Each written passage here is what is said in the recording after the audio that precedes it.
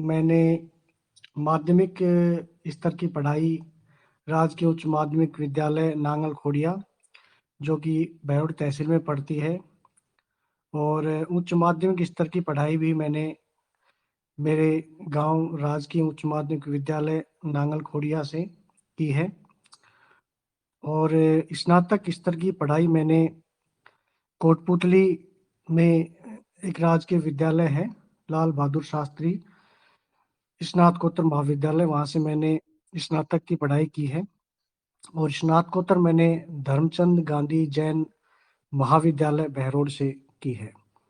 मेरी रुचि क्रिकेट खेलने में और योग करने में है। जी सर, बहुत बढ़िया। जैसा आपने बताया सर आपकी रुचि क्रिकेट में है, तो आप बता पाएंगे 2021 का अंतर्राष्ट्रीय क्रिकेटर ऑफ द ईयर किसे चुना गया है?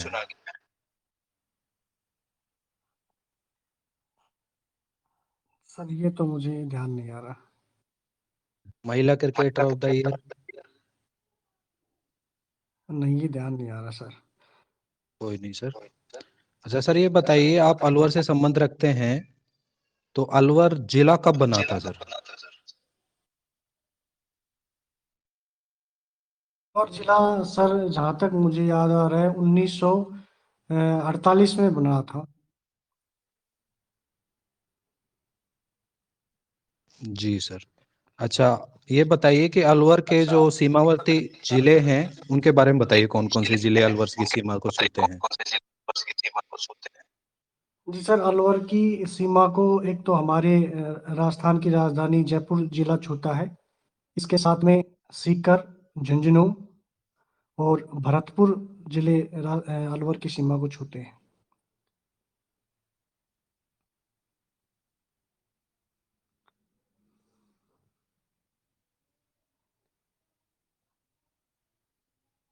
हेलो।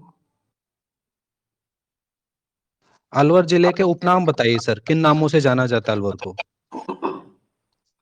अलवर को सर, एक तो अलवर का जो पौराणिक समय में जिस नाम से जाना जाता था, मत्स्यपुरी के नाम से जाना गया है, जिसे मत्स्य नगर भी कहा गया बाद में। और वर्तमान में अलवर को अलवर के नाम से जाना जाता है। उपनाम पूछ रहा हूँ, ये तो पुराने नामों की बात हुई। उपनाम पूछ रहा हूँ, जैसे राजस्थान का कुछ कहा जाता हो उसको, अच्छा जैसे अच्छा एक अच्छा। नाम। हाँ, उस तरह से बता। हाँ सर, अलवर को एक तो राजस्थान का स्कॉटलैंड कहा जाता है।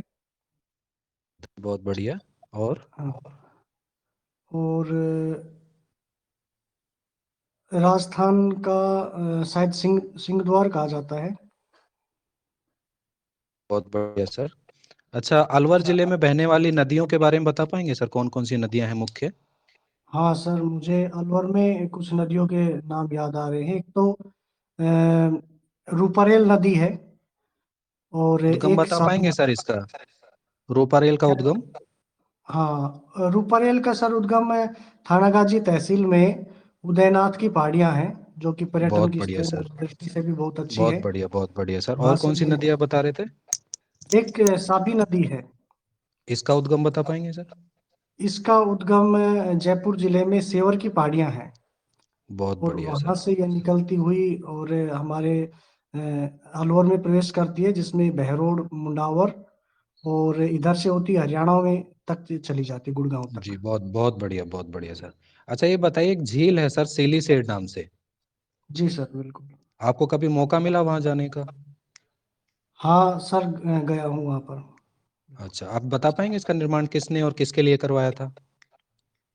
सिलीसेट झील का निर्माण राजा विनय सिंह ने करवाया था, अपनी रानी के लिए, जिनका नाम शीला था। उनके लिए निर्माण करवाया था। और एक वहाँ पर लेक पैलेस भी बनवाया हुआ है वहाँ पर, जो आजकल एक होटल का रूप ले रखा है। जी सर, बहुत बढ़िया। अच्छा, एक मेला भरता है अलवर में, भरतरी धाम में, सुना होगा आपने भरतरी का जी नाम, और सर। हो सकता है आपको मौका भी मिला हो कभी जाने का। हाँ जी सर। तो मेला कब लगता है? वो बहुत प्रसिद्ध मेला है अलवर का। हाँ, भर्तरी जी का मेला लगता है भाद्रपद शुक्ला अष्टमी को लगता है। सर बहुत बढ़िया। जी। अच्छा, तिजारा में कुछ जैन मंदिर हैं, सुना है आपने?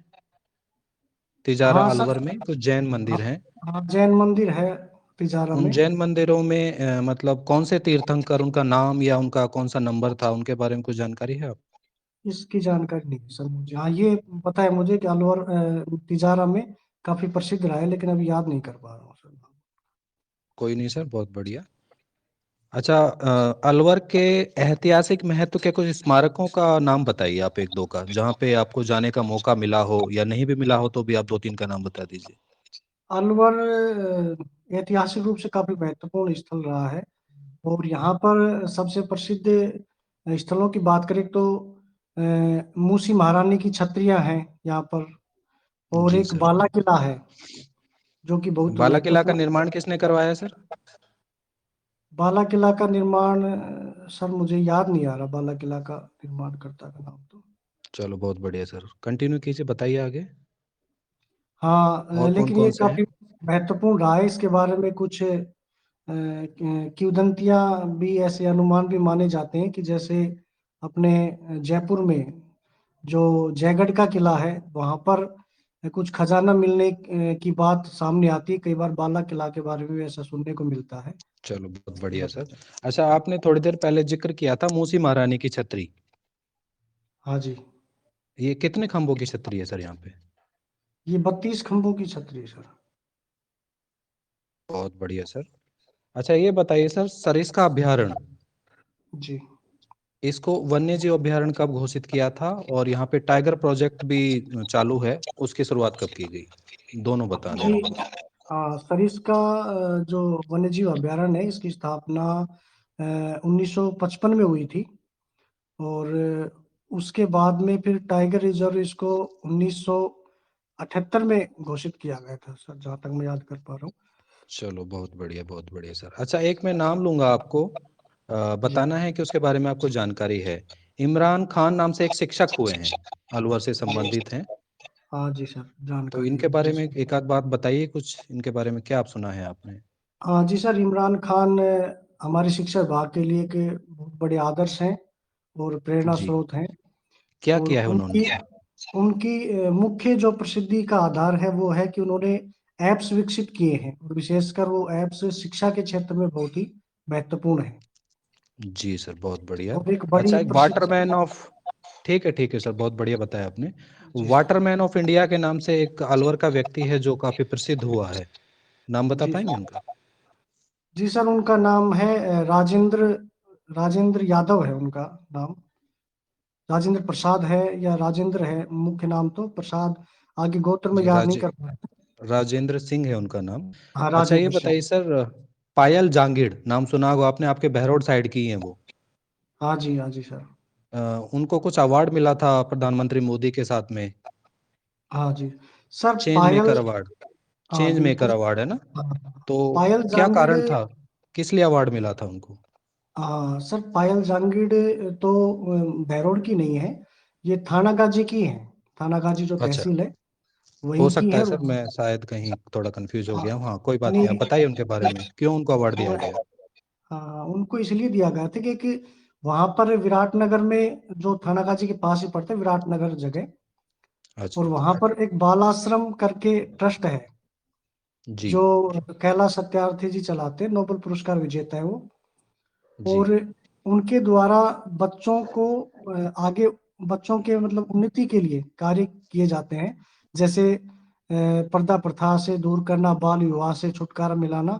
तो इन्होंने, पायल जांगिड़ ने बाल विवाह के विरुद्ध काफी अहम भूमिका निभाई है, बच्चों को काफी उस कुरीति से बाहर निकालने में मदद की है उनको। बहुत बढ़िया सर। जी सर।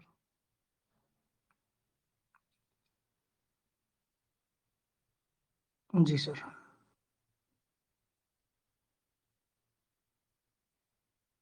हेलो।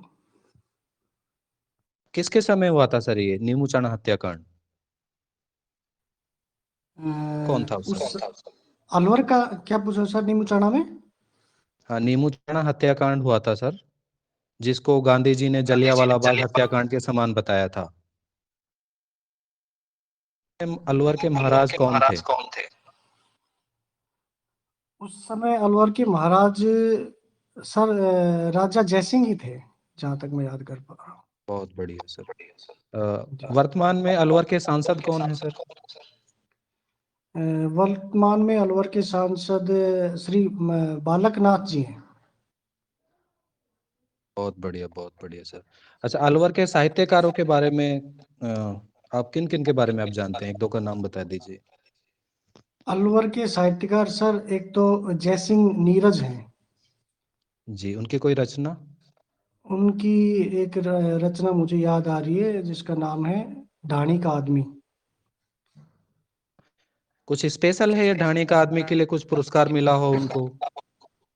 हाँ, पुरस्कार तो मिला था सर, लेकिन मुझे ये याद नहीं आ रहा है पुरस्कार कौन सा मिला था। चलो कोई नहीं सर। इसके अलावा और कोई साहित्यकार अलवर से जो संबंध रखता हो? और तो मुझे याद नहीं आ रहा, लेकिन कुछ मंचीय कवि हैं जो कि काफी भारत में प्रसिद्ध है, उनके नाम मैं जानता हूँ। जैसे एक तो बलबीर करुण है, अच्छा। और एक गजेंद्र चौहान है जो अच्छा, मंचीय सहजोबाई कवि का हैं। नाम सुना है आपने सर? किसका? सहजोबाई। हाँ, सहजोबाई का नाम सुना है सर। ये कौन से संप्रदाय से संबंधित हैं? ये लालदासी संप्रदाय से संबंधित है सर। लालदासी है या चरणदासी है सर आप? हाँ सर, चरणदासी है, शायद चरणदासी है, बिल्कुल ध्यान नहीं अच्छा, इनका कोई ग्रंथ आपको याद आ रहा है? आ रहा। नहीं सर, ग्रंथ का नाम तो याद नहीं आ रहा। ठीक है, कोई बात नहीं सर। बहुत बढ़िया। जहूर खां मेवाती का नाम सुना है सर? हाँ, जहूर खान मेवाती का सुना है सर नाम। ये किस लिए प्रसिद्ध है? सर, जहूर खान मेवाती बपंग वाद्य बजाते हैं और उसके लिए प्रसिद्ध है। बहुत बढ़िया सर, बहुत बढ़िया। अच्छा, अंतिम प्रश्न है सर मेरी तरफ से। जी। स्प्लेंडर ऑफ राजस्थान प्लानिंग जी, एक रचना है जो साहित्य से संबंधित है। इसके रचनाकार कौन है जो अलवर से संबंधित है? ये तो सर मुझे याद नहीं आ रहा। चलो बहुत बढ़िया सर। मेरी तरफ से आपका साक्षात्कार पूरा हुआ। हिंदी के विशेषज्ञ अभी आगे इसको जारी रखें। धन्यवाद सर।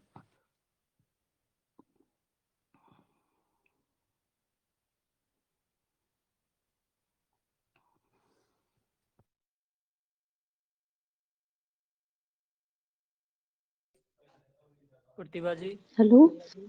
हेलो। नमस्ते मैम। जी नमस्ते सर, कैसे हैं आप? बस बढ़िया है मैडम। अच्छा, तो शुरू करें।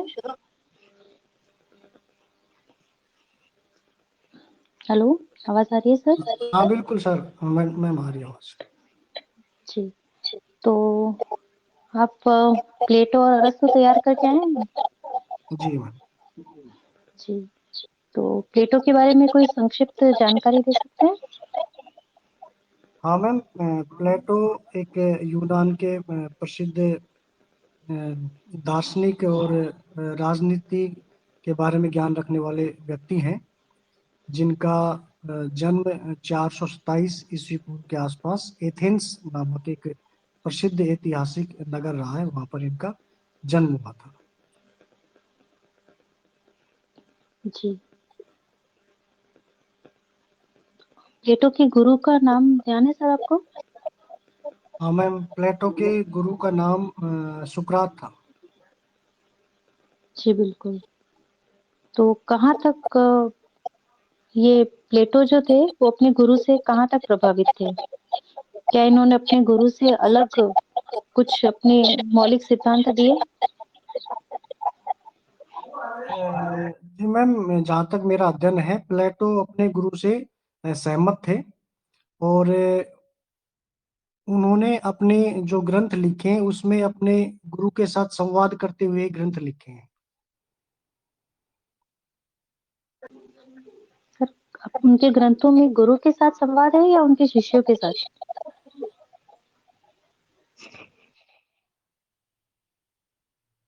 मैं जहाँ तक मैं याद कर कर पा रहा हूँ उसमें गुरु के साथ संवाद, ऐसा ध्यान आ रहा है मुझे, कंफर्म नहीं हूँ इस बारे में। जी, कोई बात नहीं सर। प्लेटो ने काव्य के विषय में क्या मान्यता दी है? प्लेटो ने काव्य के विषय में प्लेटो का जो दृष्टिकोण था वो उपयोगितावादी रहा है। और प्लेटो की परिस्थितियां कुछ इस प्रकार की थी कि उन्होंने जो काव्य है उसको मनोविकारों को बढ़ाने वाला माना है।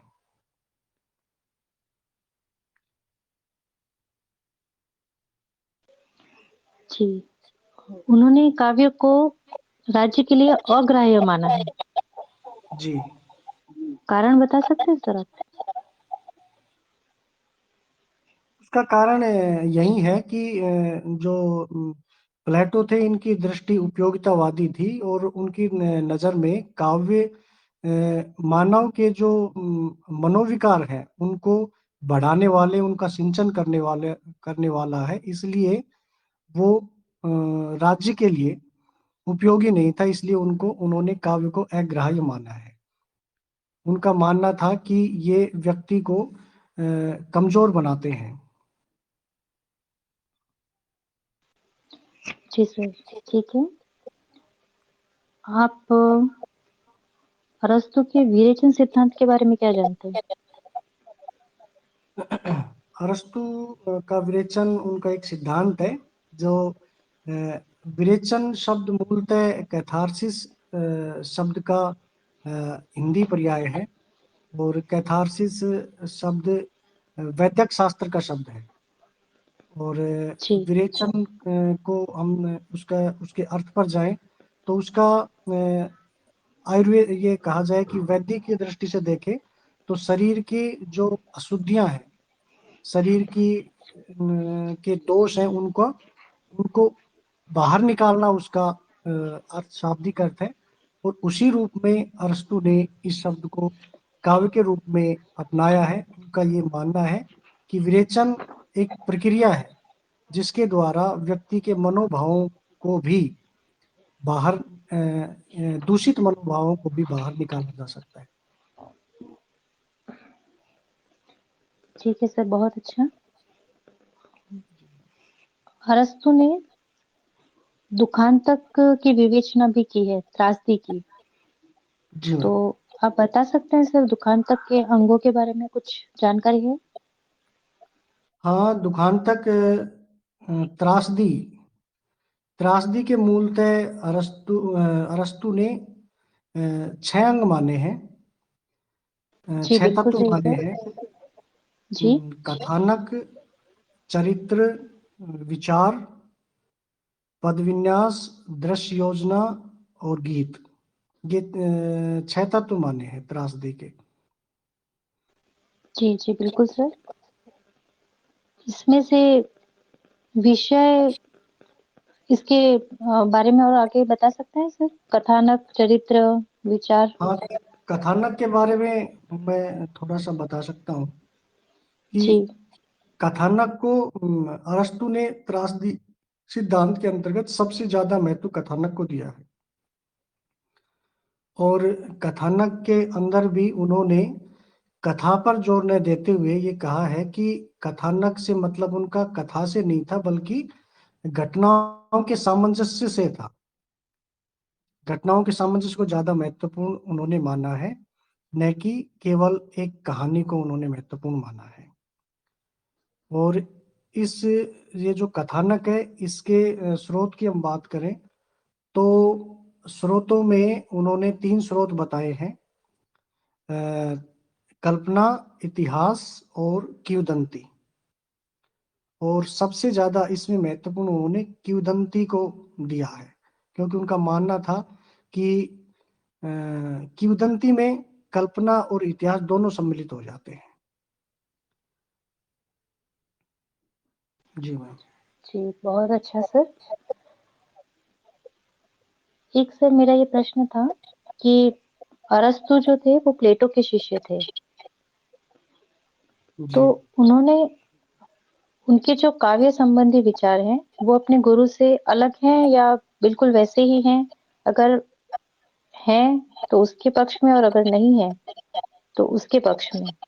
अपने मत दीजिए। हाँ, प्लेटो के शिष्य थे अरस्तु।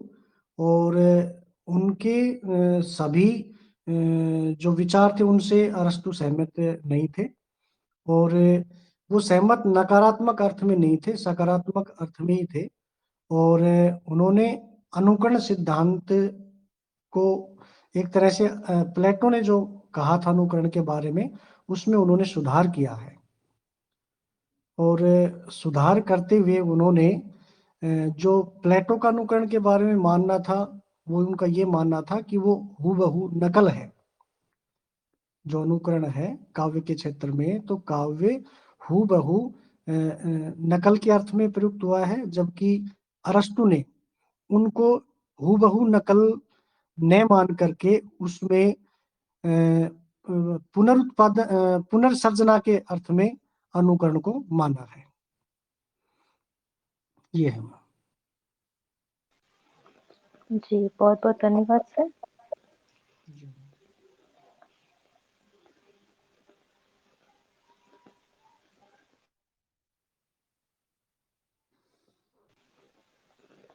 मेरी तरफ से प्रश्न समाप्त हुए। जी मैम, धन्यवाद। अमित जी, आपका